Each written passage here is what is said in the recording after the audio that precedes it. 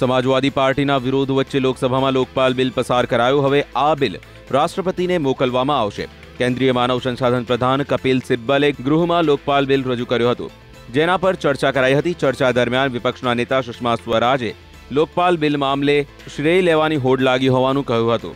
આ ઉપરાંત તેમણે કહ્યું કે સાચા શ્રેયના હકદાર તો અન્ના હજારે છે।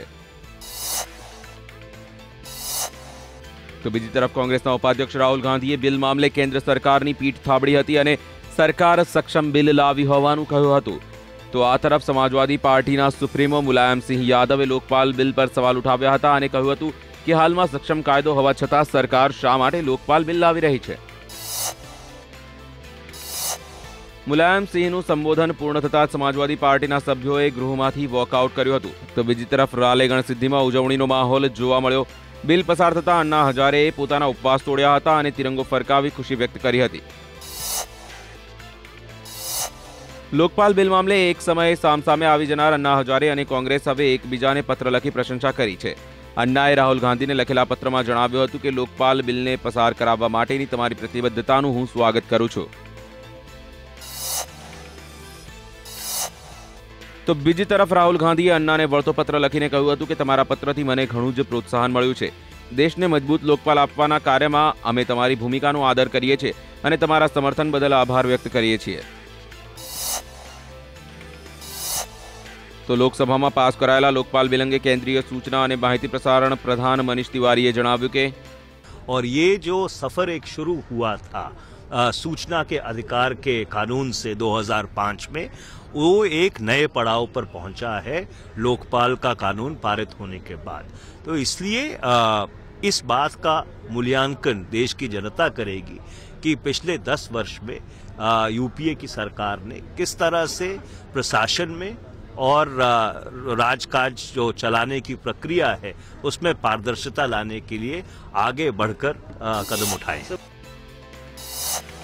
तो आ अंगे आम आदमी पार्टीना नेता कुमार विश्वासे कह્યું કે इस लूले लंगड़े अशक्त लोकपाल का जो श्रेय है वो राहुल गांधी की जो मैनेजमेंट टीम है उसको जाता है। भारतीय जनता पार्टी की पत्रकार और सामाजिक कार्यकर्ताओं के छद्म में लिपटी हुई जो एजेंट्स की टीम रालेगन में लगी हुई थी उनको जाता है।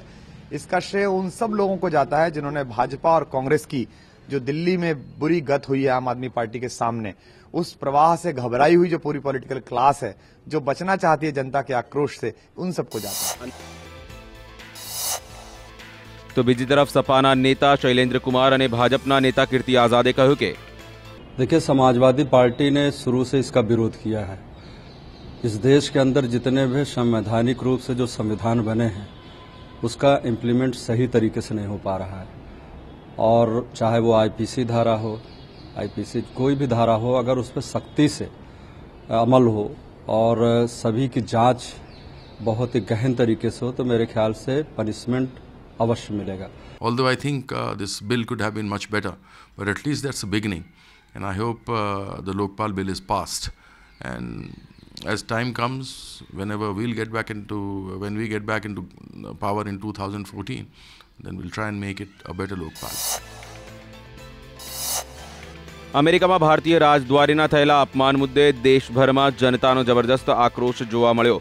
દિલ્હીથી લઈને ભોપાલ સુધી લોકો સડકો પર ઉતરી આવ્યા અને પોતપોતાની રીતે આક્રમક વિરોધ પ્રદર્શનો કરાયા હતા, જ્યાં લોકોએ સડકો પર અમેરિકાના રાષ્ટ્રધ્વજ અને પ્રેસિડેન્ટ ઓબામાની તસવીરો પણ સળગાવીને પોતાનો વિરોધ વ્યક્ત કર્યો હતો। ભારતીય રાજદૂત દેવ્યાની સાથે થયેલા દુર્વ્યવહાર મામલે એસટી કમિશન અને પૂર્વ ગૃહ સચિવે જણાવ્યું કે देखिए, जो देवयानी है वो एक दलित परिवार से संबंधित है और ये दलित उत्पीड़न का भी मामला बनता है। तो इसके लिए हमने विदेश मंत्रालय से और होम मंत्रालय से एक रिपोर्ट तलब की है।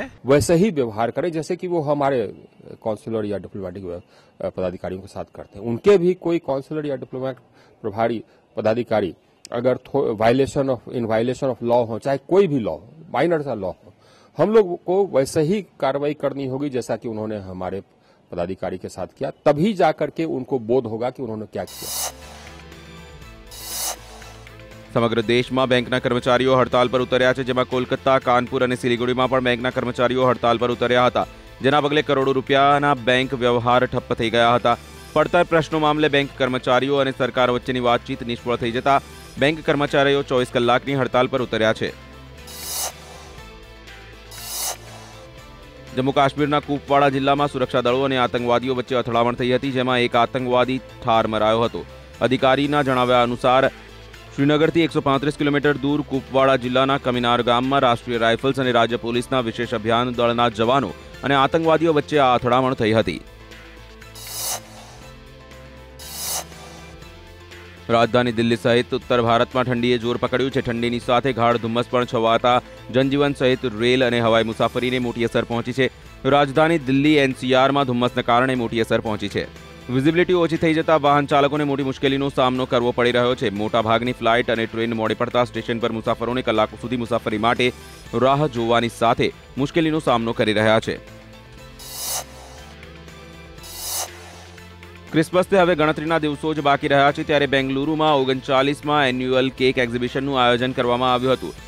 શહેરની જોસેફ ઇન્ડિયન હાઈસ્કૂલના ગ્રાઉન્ડ ખાતે આયોજિત કેક એક્ઝિબિશન આગામી 29 ડિસેમ્બર સુધી ચાલશે. આ એક્ઝિબિશનનું છેલ્લા 39 વર્ષથી આયોજન કરાઈ રહ્યું છે, જેની શરૂઆત શ્રી રામચંદ્ર દ્વારા કરવામાં આવી હતી, જેમાં વિવિધ વેરાયટીની કેક સહિત વેડિંગ કેક પણ પ્રદર્શિત કરાઈ. વિવિધ ડિઝાઇનો સાથે બનાવેલી કેકે લોકોમાં ભારે આકર્ષણ જમાવ્યું હતું, જેને નિહાળવા માટે લોકો ઉમટી પડ્યા હતા.